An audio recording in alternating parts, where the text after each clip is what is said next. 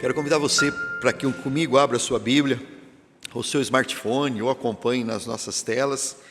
O texto que está na carta de Paulo, a segunda carta de Paulo aos Coríntios, no capítulo 3, e eu vou estar lendo do verso 1 até o verso 6.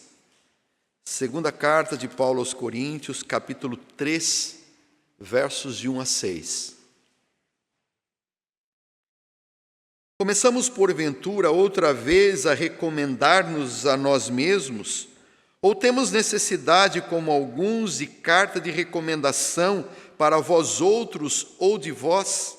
Vós sois a nossa carta, escrita em nosso coração, conhecida e lida por todos os homens, estando já manifestos como carta de Cristo, produzida pelo nosso ministério, escrita não com tinta, mas pelo Espírito do Deus vivente, não em tábuas de pedra, mas em tábuas de carne, isto é, nos corações.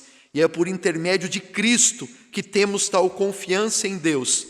Não que por nós mesmos sejamos capazes de pensar alguma coisa, como se partisse de nós. Pelo contrário, a nossa suficiência vem de Deus, o qual nos habilitou para sermos ministros de uma nova aliança, não da letra, mas do Espírito, porque a letra mata, mas o Espírito vivifica. Vamos orar. Te louvamos, Senhor, pela oportunidade que o Senhor nos dá de estarmos aqui reunidos mais uma vez, temos a possibilidade de abrirmos a palavra e nela meditar. Ó Deus, mas sabemos que apenas o conhecimento da mente pode sim nos enriquecer, mas somente a Tua presença, a presença do Teu Espírito na nossa vida, nos nossos corações, que pode transformar a palavra em algo vivo nos nossos corações.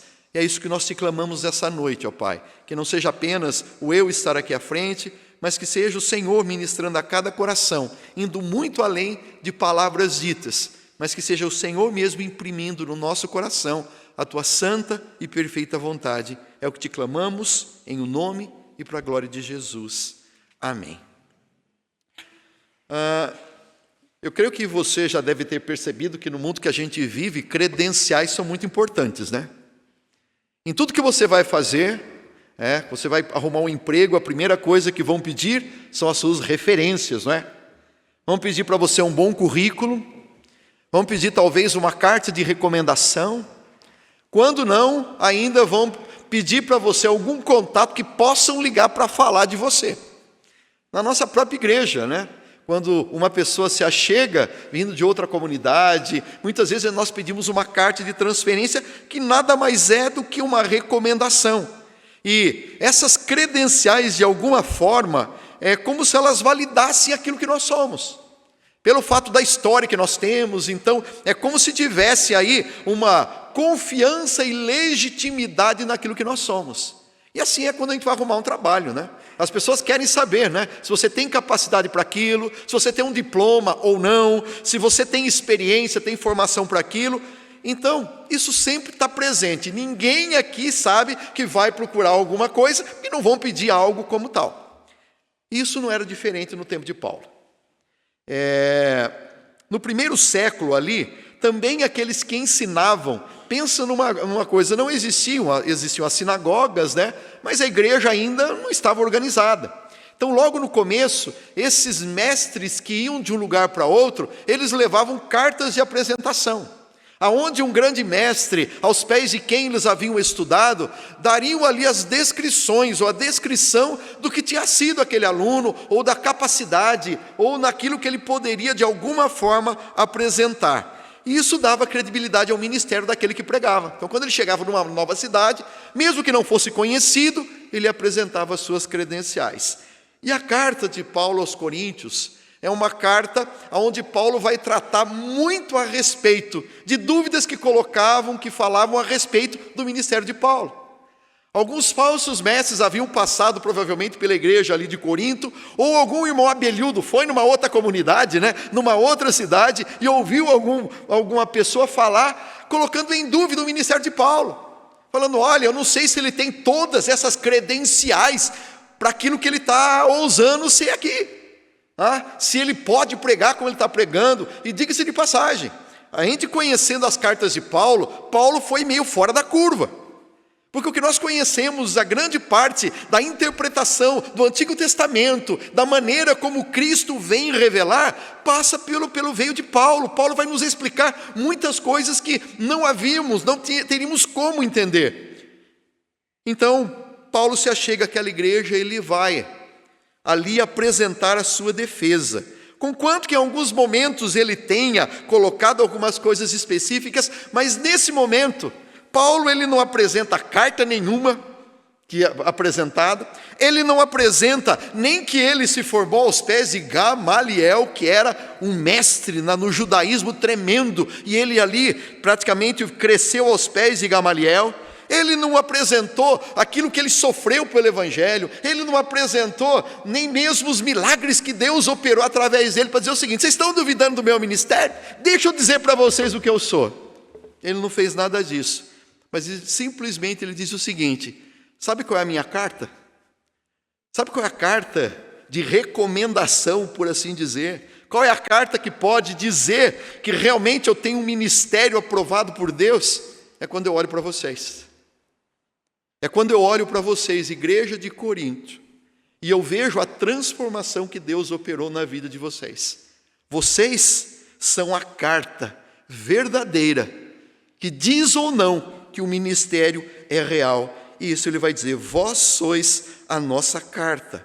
Paulo está mostrando que, na verdade, ele entendia que não era nada que ele tinha como formação, mas a realidade era daquilo que Deus estava fazendo através dele, na vida e no coração das pessoas. Sabe aquela graça que se dá, não por uma formação. E olha, eu convivi com pessoas extremamente simples, que não foram para seminário, que não foram fazer estudo em nenhum lugar, mas a pessoa tem tanta sabedoria de Deus, que aquilo destina a algo tão grande que procede do coração de Deus, que transforma a vida da outra pessoa, por causa da presença de Deus.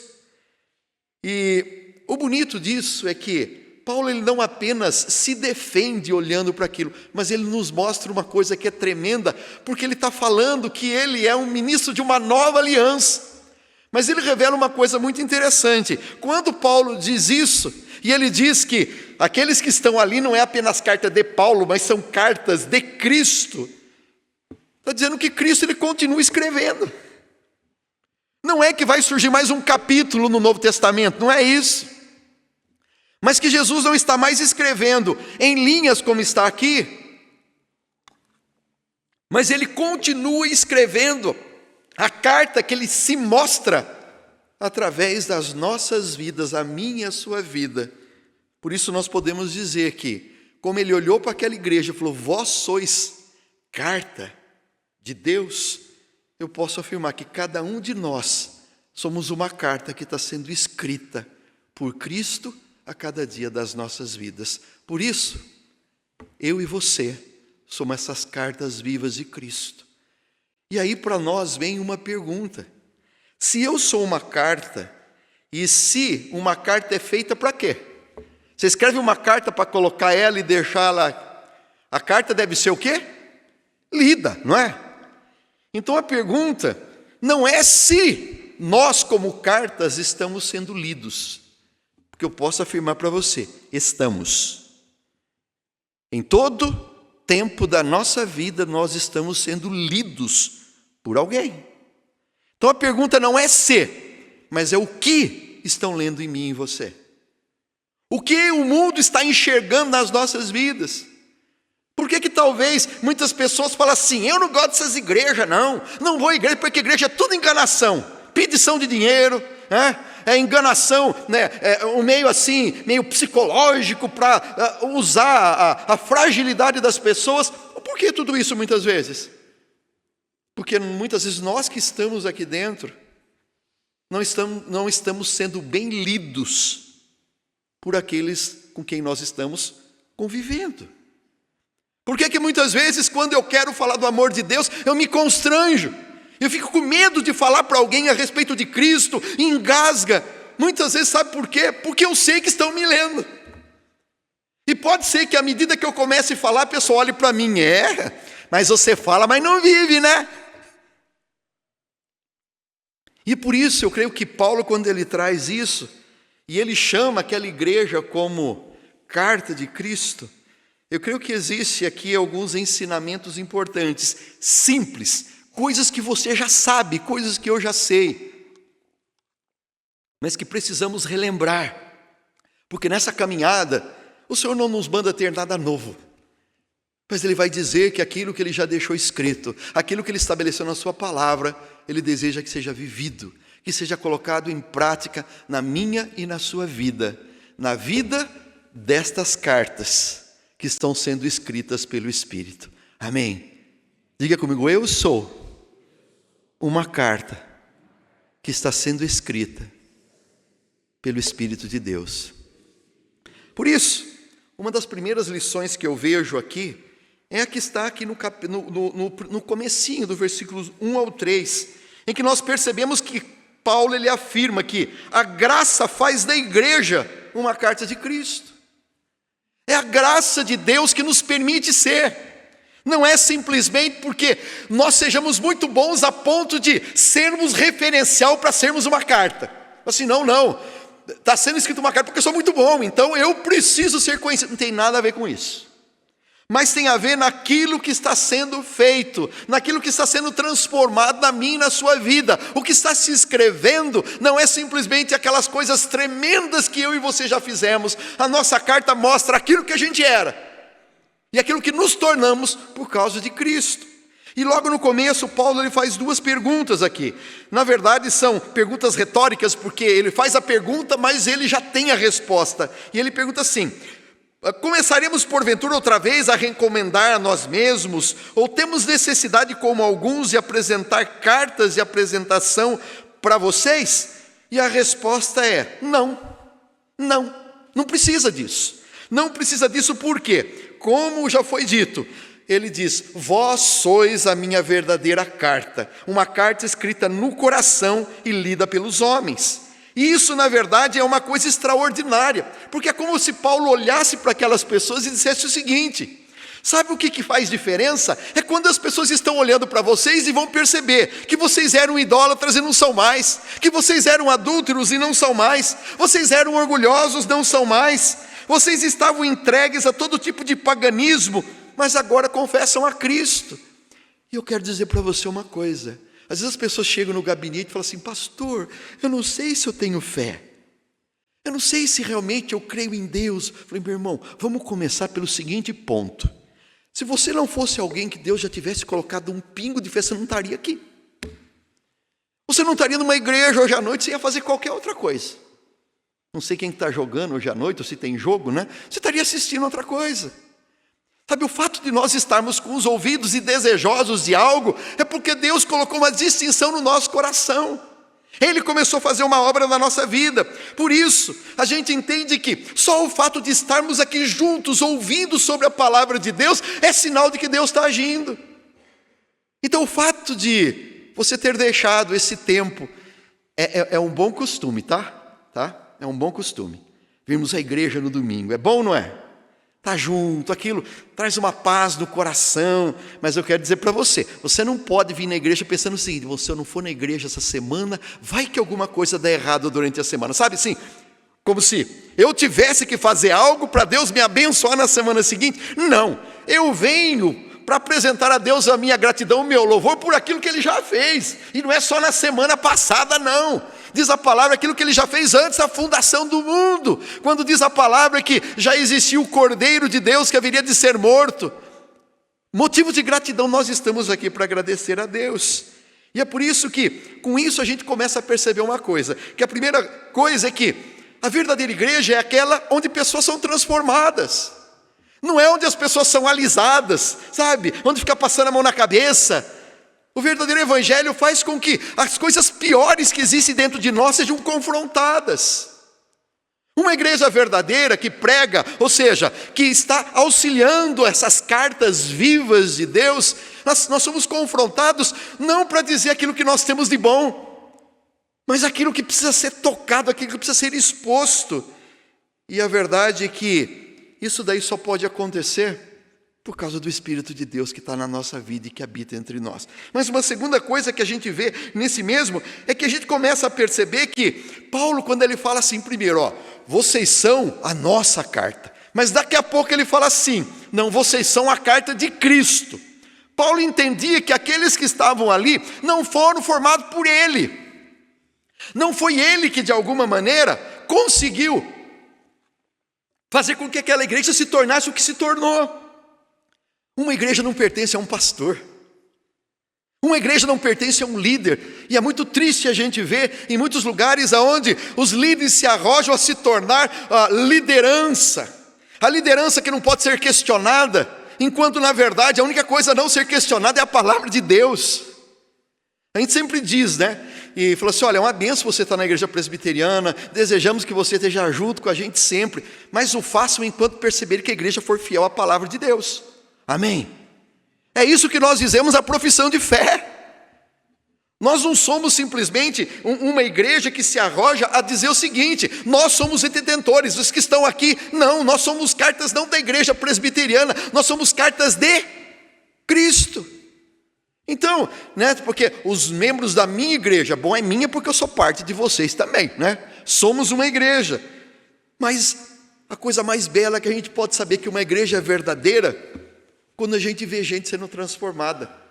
Quando a gente vê gente que fala assim, gente, eu nunca esperava que fulano de tal estivesse aqui. E olha o que Deus está fazendo. Nós tivemos agora, no dia 1º, a grata satisfação de recebermos mais de 100 pessoas. Muitas vieram por transferências, outras de outras denominações, mas muitos batismos também. Profissão de fé e batismo. E é gostoso porque grande parte dessas pessoas, eu tenho a oportunidade de conversar, de saber um pouquinho da história, de saber de onde vieram. E meu amado, é tanta história bonita. É tanta história de você ouvir o que Deus estava fazendo na vida das pessoas, que você pode dizer o seguinte, não tem outra coisa a não ser dizer o seguinte, Deus está no nosso meio.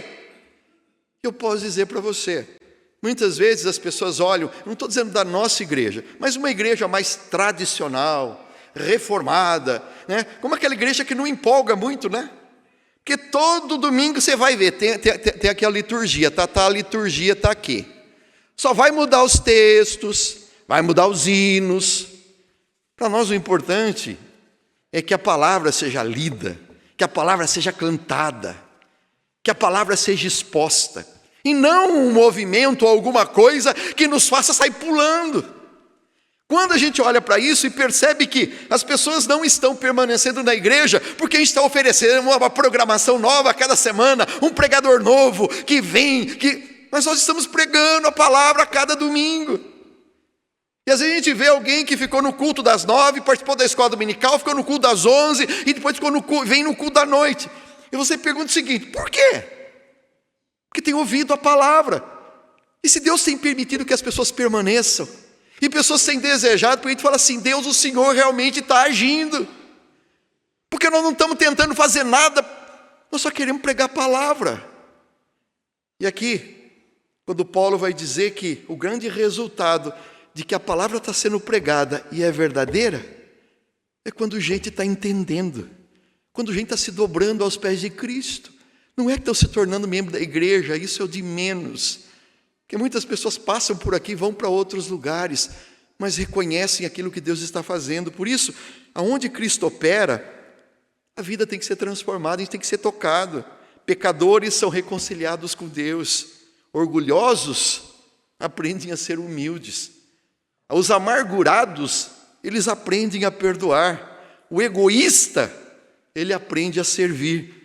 E até mesmo aquele, né, que muitas vezes são inimigos, acabam tornando-se irmãos dentro de um mesmo contexto.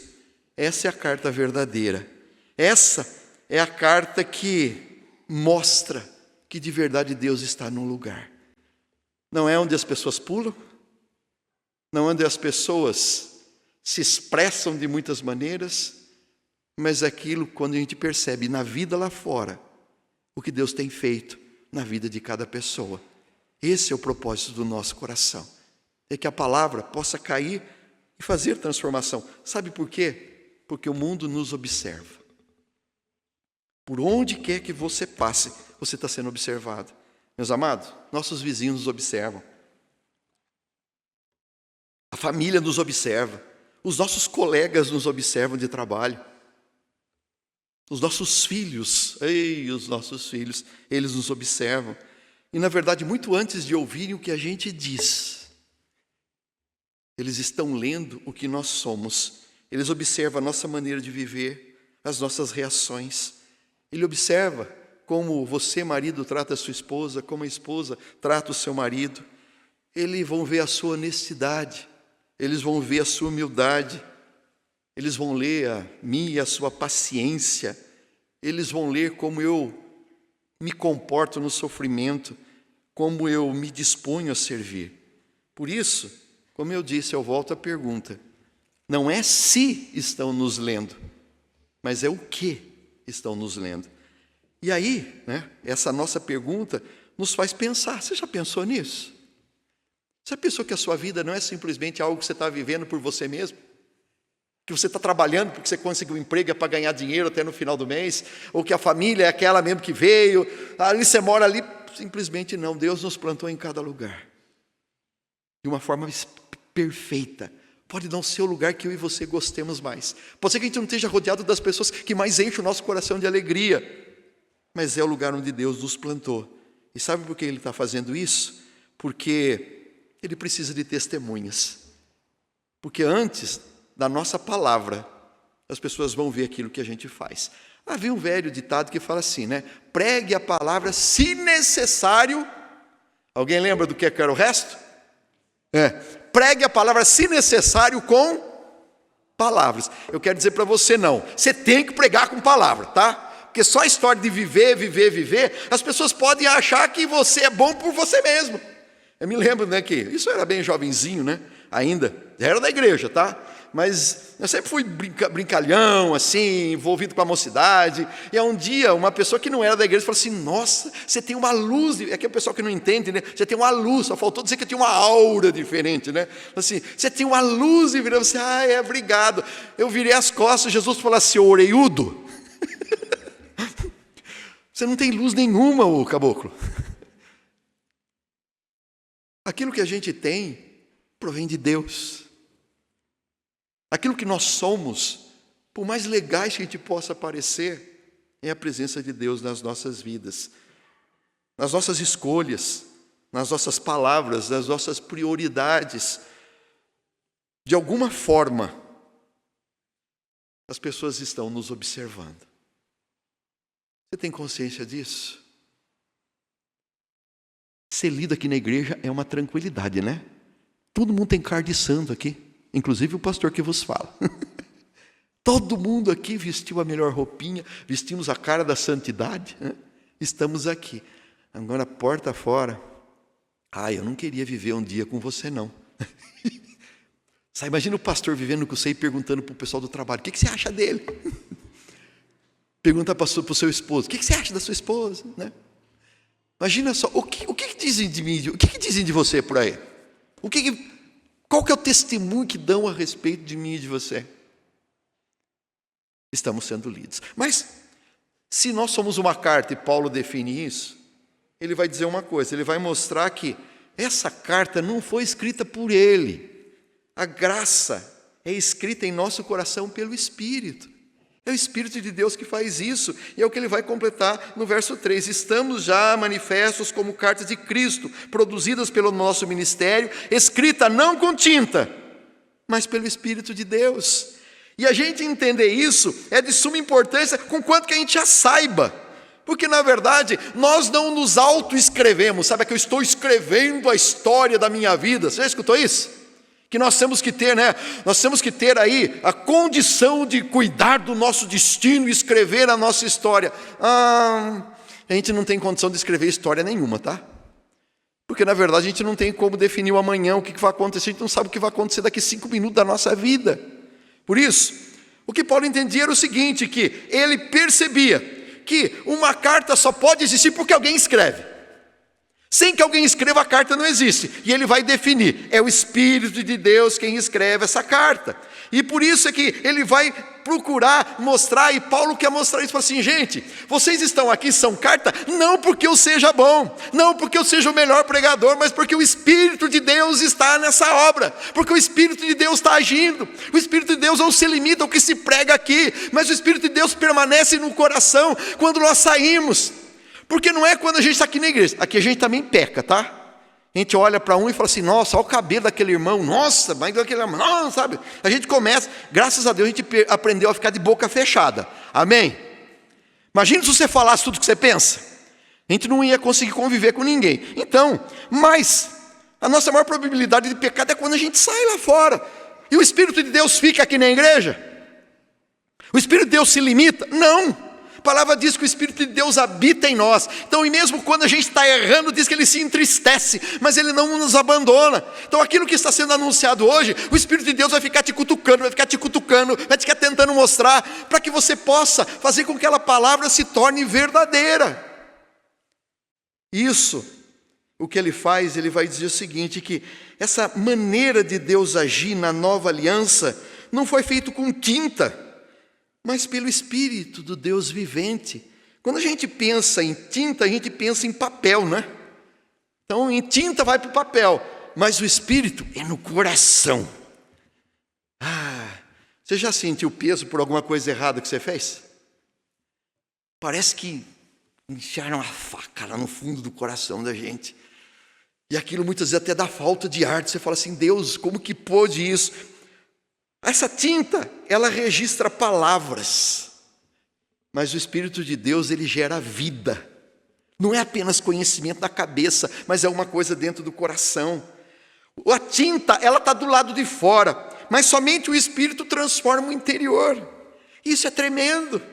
É saber que o Espírito de Deus está agindo, e ia falar assim, nossa, essa igreja está cheia, porque existem bons pregadores aqui, porque a gente tem um acolhimento muito bom, porque tem um lanchinho bem gostoso, tá bom, tem lanchinho hoje, tá? Não teve domingo passado, porque acharam que o Brasil ia ganhar, né? Então, ia deixar para você fazer festa em casa, mas nem pipoca teve, tá? Nem pipoca, mas hoje tem lanchinho lá no fundo. Então não, essa igreja está crescendo porque tem lanchinho, mas nada disso.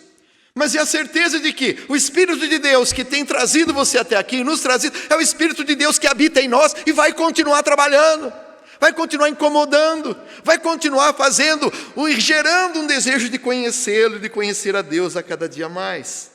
Mas ele ainda fala, não com tábuas de pedra, mas de carne. Quando a gente fala de tábua de pedra, o que você lembra? Sua cabeça já não vai para alguma coisa do Antigo Testamento? As leis que foram dadas a Moisés, os 10 mandamentos. E a gente sabe, Paulo aqui não está fazendo uma crítica, dizendo o seguinte, não, né? Não é tábua de pedra, como se fosse assim, a lei de Moisés fica para trás. Mas, porque a lei era santa, era justa, era perfeita. Mas na verdade ela revelava o caráter de Deus, mas ela era limitada. O problema é que a lei revelava a santidade de Deus, e revelava o meu pecado. Daí falava assim, Deus é santo e me quer assim, e eu estou aqui. Aí quando eu vejo o que eu sou, era para ser o seguinte, eu nunca vou conseguir agradar a Deus. A lei é boa porque ela mostra exatamente o que nós somos e o que Deus é. Mas o povo judeu achou que ele poderia servir a Deus cumprindo toda a lei. Eu quero dizer para você, impossível. Mas o que vai fazer? O Senhor fala que na nova aliança, Ele não apenas nos mostra, mas Ele nos capacita através do Espírito a aplicar a lei na nossa vida e nos nossos corações. E é isso que Ele vai mostrar. Nesse novo momento em que o Senhor caminha, Ele já vai mostrar que a lei não podia transformar um coração do pecador, ela mostrava o caminho, mas não dava força para ele andar por ele, revelava o pecado, mas não removia o coração de pedra.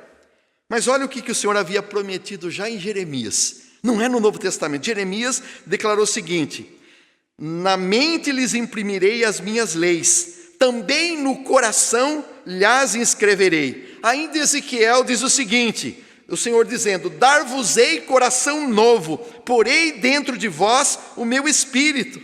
Nessa nova aliança Deus está dizendo o seguinte, olha, ali as tábuas de pedra mostravam a lei, mas essa nova aliança ali vai estar dentro do coração, não vai ser na pedra, mas vai ser dentro do coração. Nesse momento, Deus não apenas fala com o homem, mas Ele opera dentro do coração. Não apenas Ele ordena, mas Ele transforma. Deus não apenas exige obediência, mas Ele cria um coração capaz de responder em obediência. Por isso existe uma grande diferença entre a verdadeira religião, a religião e a verdadeira religião que seria o evangelho. Religião e evangelho são muito diferentes, porque a religião tenta maquiar o ser humano por fora. Faça isso, e você vai ser aceito por Deus. Mas o verdadeiro evangelho fala: deixe que Cristo entre na sua vida e transforme o seu coração. Eu me lembro, né? Isso é história para criança entender. Quer dizer, não era muito criança, acho que eu era mais adolescente, né? Alguém contou uma história no dia de evangelho dizendo o seguinte: olha, existia uma pessoa, né? Existia um lobo, tá? Não é o Chapeuzinho Vermelho não, tá? Pode ficar tranquilo, que o pastor não vai contar essa história para você. Mas diz que um lobo, ele ficava extasiado quando ele olhava, né, o pastor cuidando das ovelhas. E ele via que o pastor cuidava das ovelhinhas, e o pastor, elas iam beber água, ele ia junto, com medo de um lobo, né, vir pegar. E o pastor cuidava, tirava os carrapichos das ovelhas e levava para pastar. E o lobo falava assim: mas como eu queria ter um pastor assim. Gente, que coisa boa seria se eu pudesse ser pastor. Mas não vai dar, eu sou lobo. Se eu chegar lá, não fica uma ovelha, e nem o pastor que vai dar cajadada em mim. Mas um dia ele bolou um plano, ele falou assim: olha, vou arrumar uma pele de ovelha, não me pergunte como, tá? Provavelmente ele almoçou a ovelha, né? E falou assim: eu vou arrumar uma pele de ovelha e vou me fantasiar de ovelha. E então ele botou a pele de ovelha e foi para o meio do rebanho. E lá ele ficava junto com o rebanho, né? Não sei como que ele disfarçou, tá? Mas não sei onde ele botou o rabo, onde ele botou, mas ele ficou lá. Mas o pastor cuidou dele. E o pastor ia beber água e ele ia junto, né? Levava. E o pastor e o pastor acarinhar, aquela coisa toda. Mas quando chegava na hora de comer, era um sacrifício. Porque ovelha come grama. Lobo come o quê? Aí foi um tempinho, já começou a dar fome no bicho, né? Porque quando você só trata do externo, sabe assim? Você tenta mudar, botar um pouquinho de coisinha aqui. Você muda até umas coisas, deixa bonitinho. Olha, eu parei de falar palavrão, agora eu parei de roubar, parei de fazer isso. Então a gente tenta dar uma mudança externa, né? Mas aí quando chegava a noite, o bichinho fugia, ia lá, estraçalhava, comia e voltava, limpava bem a boquinha e voltava com a pelinha de ovelha no meio. Até que um dia, história, tá, gente? História, né? Um dia o pastor, como ele sabia de tudo aquilo, ele fez um grande milagre. Ele chegou um dia, arrancou o coração do lobo e socou dentro dele um coração de ovelha. A partir daquele dia, sabe o que o lobo fez? Ele arrancou a pele de ovelha. Porque na verdade não importava a aparência, mas importava o coração. Ele não precisava mais gostar do pastor para ter o que o pastor oferece, mas ele passou a ter um coração de ovelha. E aí diz a história, tá? Que com o passar do tempo, né, algo de dentro para fora, o lobo foi se transformando. Não me pergunte como, mas o rabo foi diminuindo, a orelhinha foi diminuindo, foi cair naquele espelho, nascendo o espelhinho branquinho das ovelhas. E depois de um tempo ele se tornou numa ovelha. Moral da história. Não adianta querer arrumar as coisas por fora, porque a gente sempre vai ter um lobo dentro da gente. Nós vamos querer voltar às antigas práticas. Por isso o único jeito é que o Espírito faz. A palavra fala que o Espírito de Deus é que convence o mundo do pecado, da justiça e do juízo. Eu não estou dizendo para você que você pode viver uma vida de cristão fazendo tudo errado. Mas tudo começa com a permissão, começa com o desejo de que o Espírito trabalhe o seu e o meu coração, porque Ele vai nos ajudar a poder viver essa transformação. A transformação que é feita através dEle é duradoura. A transformação que eu tento fazer com a minha própria força, ela é limitada, e chega uma hora, ela se esvai. E é por isso que Paulo entendia isso. João Calvino, né, quando ele trata sobre isso, falando sobre a lei do Senhor, ele diz o seguinte, que o Espírito não apenas apresenta a doutrina no ouvido, mas ele grava profundamente no coração. É o que o Espírito faz. Por isso eu quero dizer a você, olha, você já tentou explicar para alguém por que você é crente? Por que você ama Jesus? Você já tentou? Para uma pessoa que não tem, você já tentou fazer isso? Qual que é a cara das pessoas quando você começa a explicar? Acha que a gente é louco, é ou não é? Ou só, comigo só você já passou por isso? Então eles olham para a gente e não conseguem entender. Por que não conseguem entender? Porque a mente não consegue entender aquilo que Deus fez dentro do coração. É o que eu digo para o pessoal que vai evangelizar nas faculdades. Fala, gente, ora.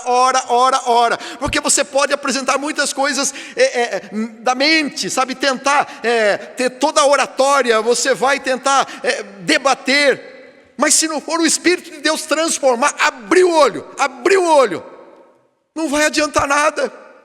Mas nós fazemos a nossa parte, amém? Nós vamos continuar pregando e deixa que o Espírito de Deus faça a parte dele.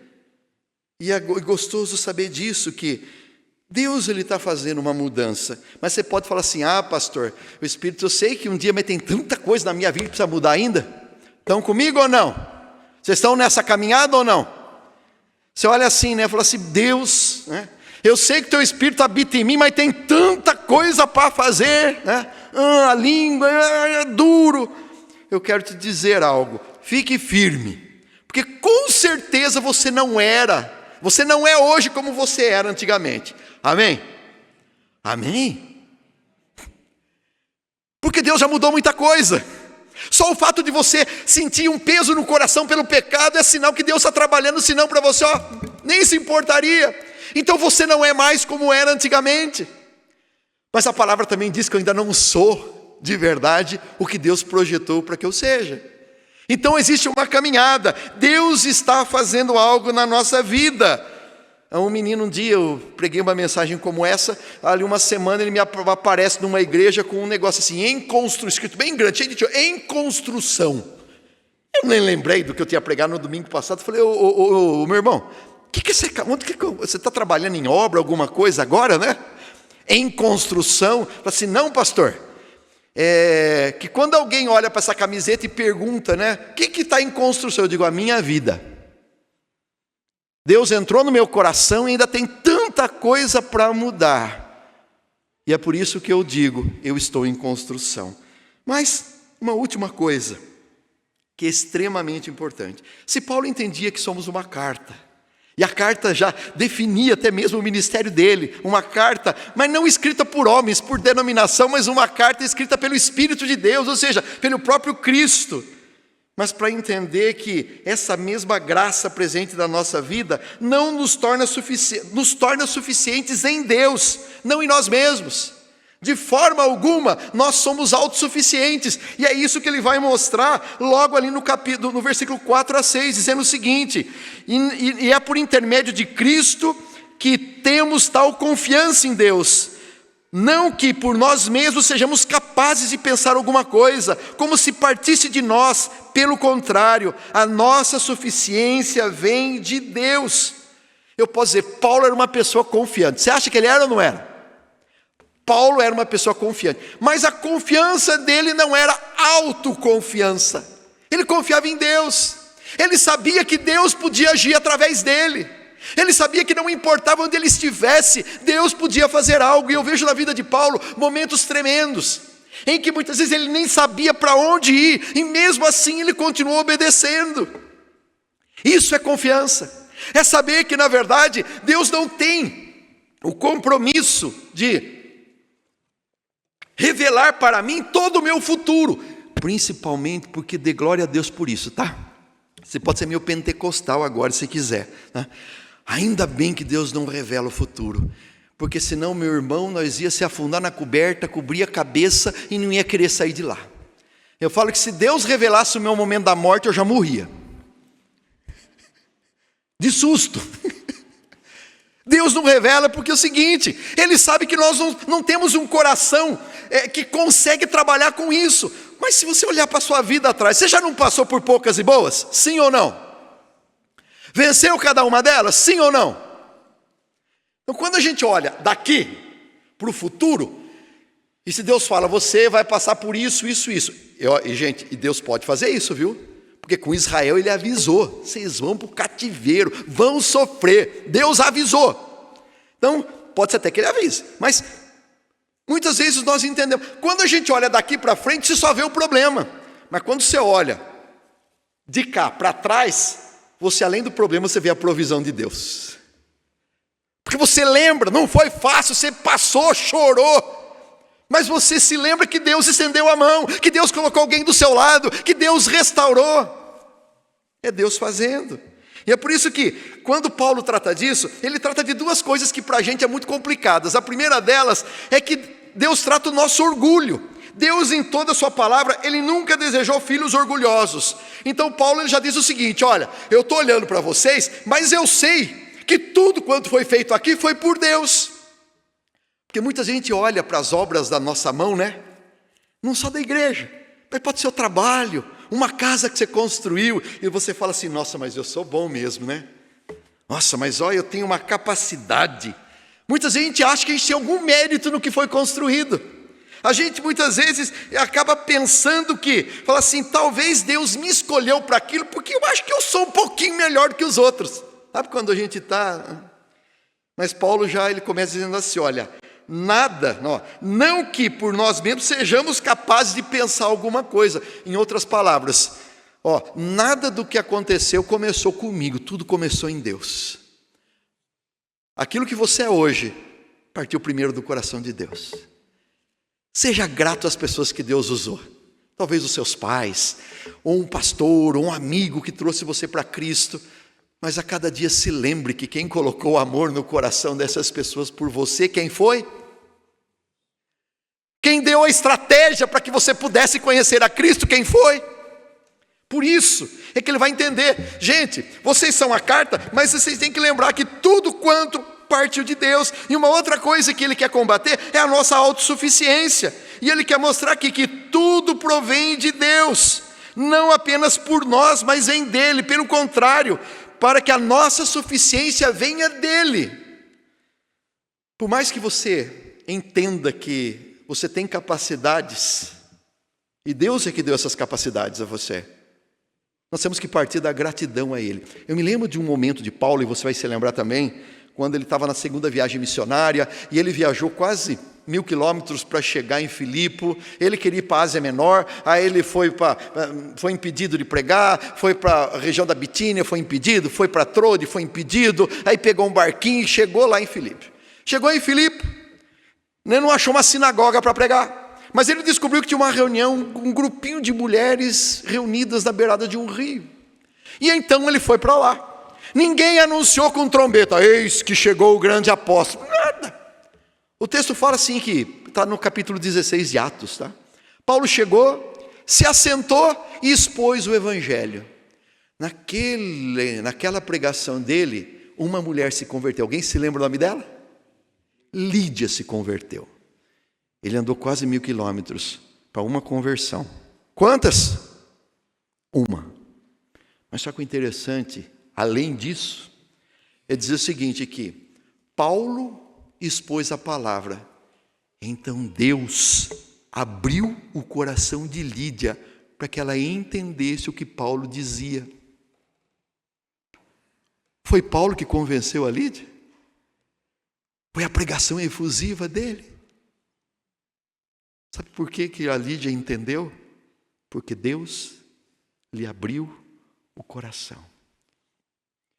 Gente, para a gente isso deve ser uma coisa tão tremenda. Saber que você está aqui essa noite porque foi uma obra de Deus abrir o meio o seu coração.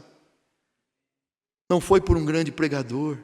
Não foi porque você tivesse alguma coisa tão boa para o reino que falasse assim, Deus fala assim, eu preciso dele lá porque ele é muito bom.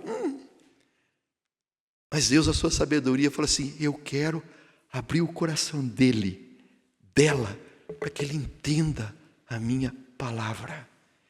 E meu irmão, nessas horas pode ser o melhor pregador do mundo, ou pode ser um que nem sabe direito falar os nomes dos livros da Bíblia, como um dia numa igreja, numa reunião, que o Senhor falava sobre Tesonses. Vamos abrir em Tesonses. Eu falei, Jesus, o que esse homem vai falar? Você não sabe nem falar que é Tessalonicenses. Gente, quando aquele homem terminou de pregar, eu fiquei com vergonha. Eu tinha vontade de raspar minha cara no chão, e era uma casa humilde, chão batido. Aquele homem falou, não de teologia, mas ele falou uma palavra do coração de Deus. Sabe por quê? Porque ele era muito bom? Porque Deus abriu o meu coração e daqueles que estavam ali. E Paulo, ele entendia uma coisa, ele vai dizer no último verso, o qual, falando sobre Deus, nos habilitou para sermos ministros de uma nova aliança. Paulo entendia que o ministério dele era porque Deus tinha concedido. E isso deve ser para a gente uma certeza de que o mesmo Deus que nos chama, abrindo o nosso coração, também nos habilita para algo. Meu amado, o cristão não pode ficar de braço cruzado. Talvez você não seja presidente de uma associação dentro da igreja, de um ministério. Mas, meu irmão, há tantas pessoas que convivem lado a lado com você, que estão te lendo a cada dia, e fica o desafio, que além da leitura que faço, que seja positiva, que as pessoas vejam em você pessoas que falam assim, ele é diferente, ele tem palavra firme, ele não desiste, ele é uma pessoa honrada, mas que também seja a pessoa que fale porque você é assim, você não é assim porque simplesmente os teus pais te ensinaram, glória a Deus, você teve pais que puderam fazer isso com você, mas é saber que os seus pais foram orientados pelo próprio Deus, e se somos o que somos, é pela intervenção maravilhosa de um Deus na nossa vida. Que as pessoas possam saber que a luz que você tem, estão lembrados da história? Que a luz que você tem, vem daquele que é a verdadeira luz do mundo. Nada mais do que isso. E ele vai completar dizendo que a lei, na verdade, ele vai falar que a letra mata o espírito e vivifica. Ele não está criticando mais uma vez a lei, mas ele está mostrando que o problema antigo não era da lei, o problema era do coração do pecador. A nova aliança vem tratar isso. Eu e você temos um coração que ainda vive debaixo da tutela de algo que é grande. Nós nunca vamos deixar de ser pecadores enquanto estivermos na terra, mas o Espírito de Deus habita em nós. Amém? Nos levando, nos encaminhando. Por isso essa pergunta que continua sendo feita. O que estão lendo a mim na sua vida? Estou encerrando, tá? No século III, teve uma grande epidemia.